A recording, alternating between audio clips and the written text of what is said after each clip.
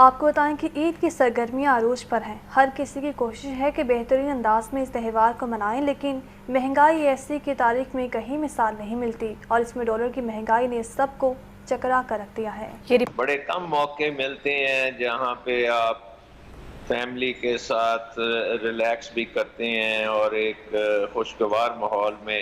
ये बताएं कि मुल्क डिफ़ॉल्ट हो चुका है। इन हालात में IMF ने सुर्ख झंडी दिखा दी है, भाई मैं मज़ीद पाकिस्तान की मदद नहीं करना चाहता, ना मुझे करनी है और ना बाकी कंट्री करें।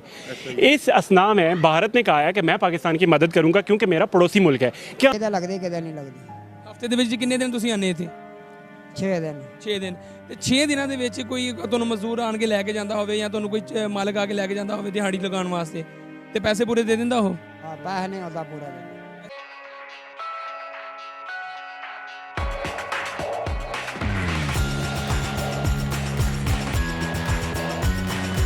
हमें मुल्क डिफ़ॉल्ट होते हुए बचाते वक्त भारत से मदद लेनी चाहिए या नहीं?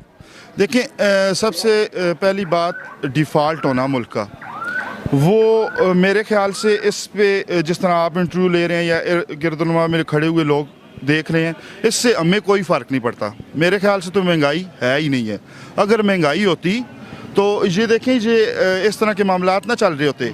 हर बंदा अपनी जगह पूरा है, जिसने पेट्रोल डलवाना है वो डलवा रहा है। अच्छा, हमारी कंडीशन इस तरह हो गई है कि अगर रात को हमें पता चलता है कि सुबह पेट्रोल महंगा हो रहा है तो हम इस चीज़ पे खुश हो रहे होते हैं, दोस्तों को टैक्स कर। और जरा मैं ते राती टंकी फुल करा के दी 216 थे 72 होया माँ के टेंशन।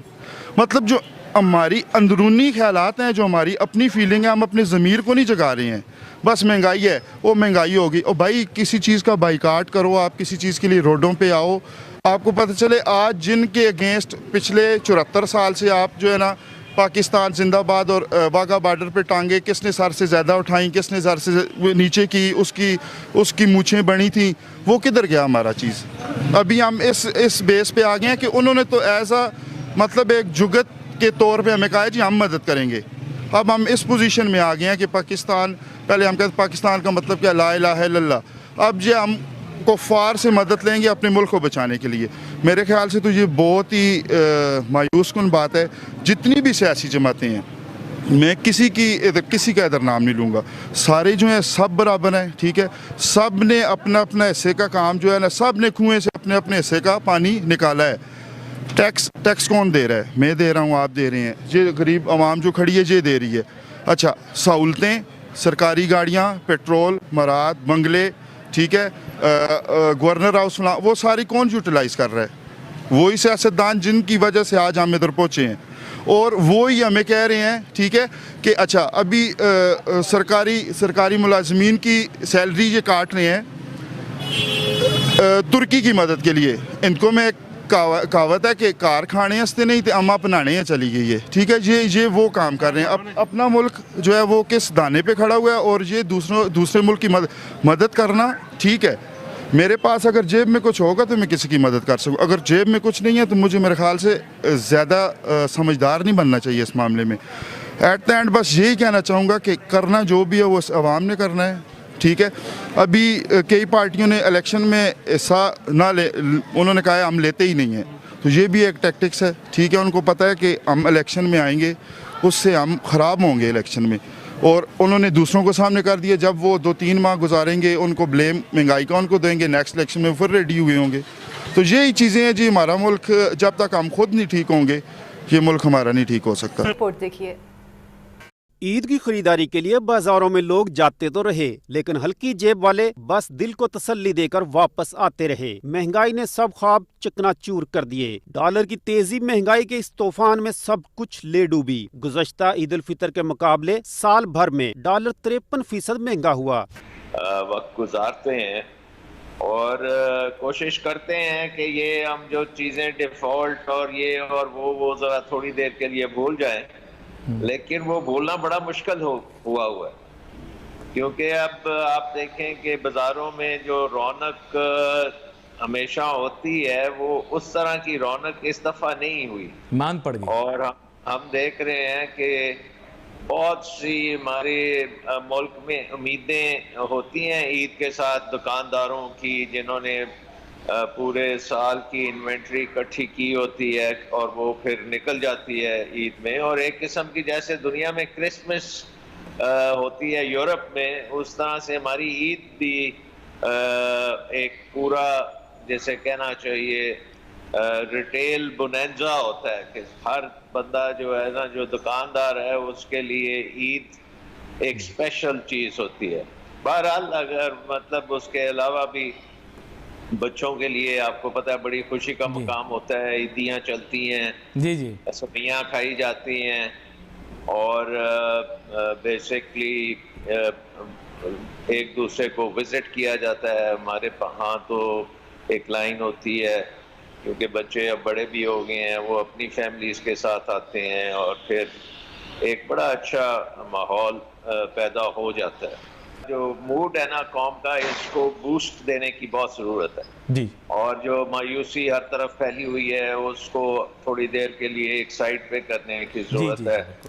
पर्टिकुलरली जो इस वक्त ख़ानदान जिनकी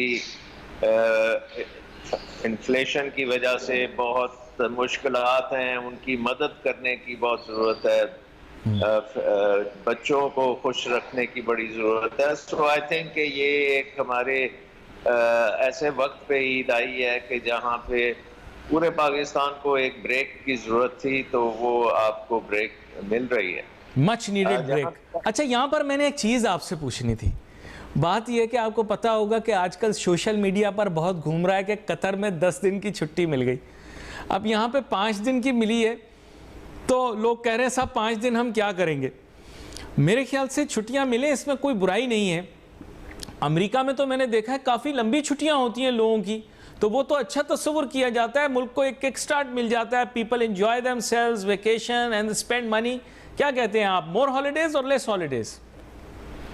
देखिए, अमेरिका में और यूरोप वगैरह में जो क्रिसमस होती है वो विंटर ब्रेक के साथ आती है। न्यू ईयर और क्रिसमस का वो सारा कुछ कंबाइन करके वो साल के एंड में छुट्टियां ले लेते हैं। पूरा साल बेशुमार मदद की होती है, मेहनत की होती है और वो फिर एक ब्रेक मिलती है जहाँ पे आप ट्रैवल भी कर सकते हैं, अपने डिफरेंट भाई घरों में जाते हैं। बहरहाल वो पूरा एक इवेंट है और वो इकोनॉमिकली उनकी इकोनॉमी के लिए एक बहुत बड़ा बूस्टर होता है। हमारे मुल्क में क्योंकि ये कोई पर्टिकुलर टाइम पे नहीं आती ईद, ये चेंज होती रहती है, तो इससे एक तो ये है कि हम उस तरह की लॉन्ग टर्म ब्रेक नहीं ले सकते, क्योंकि आपका जो इकोनॉमिक साइकिल है वो इसके साथ जुड़ा नहीं होता और उसको अगर आप जोड़ेंगे इकोनॉमिक साइकिल को, तो फिर दुनिया का इकोनॉमिक साइकिल उससे जुड़ा नहीं होगा। तो वो मसले तो होते हैं, लेकिन अब बहुत से मैं देखता हूँ कि जो बिजनेस के लोग हैं उनके लिए ज़रा मुश्किल हो जाता है अगर लंबी ईद ब्रेक हो जाए, क्योंकि उन्होंने इंटरनेशनल तौर पे भी किया होता है अपना कमिटमेंट्स जो पूरी करनी होती हैं, तो अगर लंबी ब्रेक हो जाएगी तो उसमें भी खलल पैदा हो सकता है। बहरहाल आई थिंक ब्रेक्स डेफिनेटली होनी चाहिए, बशर्ते कि आपने पूरे साल बड़ी मेहनत की हो और आपको ज़रूरत है ब्रेक की। और अगर आपने पूरे साल ही याशी की है तो फिर क्या फ़र्क पड़ता है ब्रेक कितनी लंबी है या नहीं है। अनफॉर्चुनेटली पाकिस्तान का हिसाब ऐसे ही है कि हम कुछ ज़्यादा मेहनत नहीं कर रहे और एटलीस्ट हम प्रोडक्टिव मेहनत नहीं कर रहे। हमारी मेहनत जो है वो कोई ज़्यादा उसका फल नहीं मिल रहा पाकिस्तान।